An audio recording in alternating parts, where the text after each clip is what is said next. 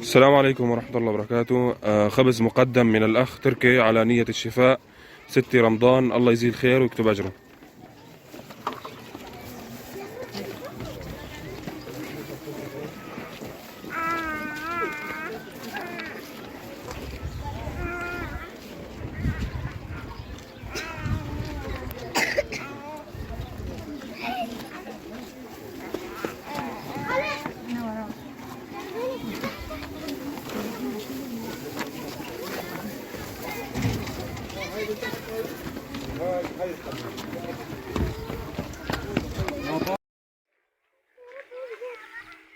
الله يشافيه ويعافيه يا رب على الخبزات شهر رمضان الكريم.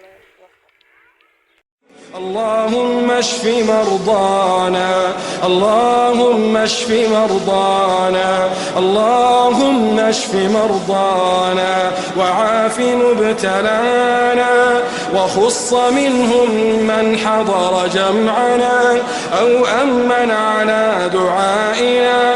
اللهم إنا نسألك العافية من كل بلية، ونسألك دوام العافية، ونسألك دوام العافية، ونسألك الشكر على العافية. إلهنا عافنا في صحونا ومنامنا، عافنا في أبداننا، عافنا في ديننا ودنيانا. اللهم إنا نعوذ بعزتك وجلالك من مس الضر، اللهم إنا نعوذ بعزتك وجلالك من مس الضر، وامنن علينا بدوام العافية والستر. اللهم لا تشمت أعداءنا بدائنا، واجعل القرآن العظيم شفاءنا ودواءنا، واصرف عنا شر ما يؤلمنا ويؤذينا، واصرف عنا شر ما يؤلمنا ويؤذينا، ولا تحوجنا لطبيب يداوينا. اللهم إنا نعوذ بك من أعين العائنين، ومن حسد الحاسدين، ومن سحر الساحرين، ومن مكر الماكرين، ومن شر المتربصين. اللهم اجعل بيننا وبينهم سدا منيعا وحصنا حصينا.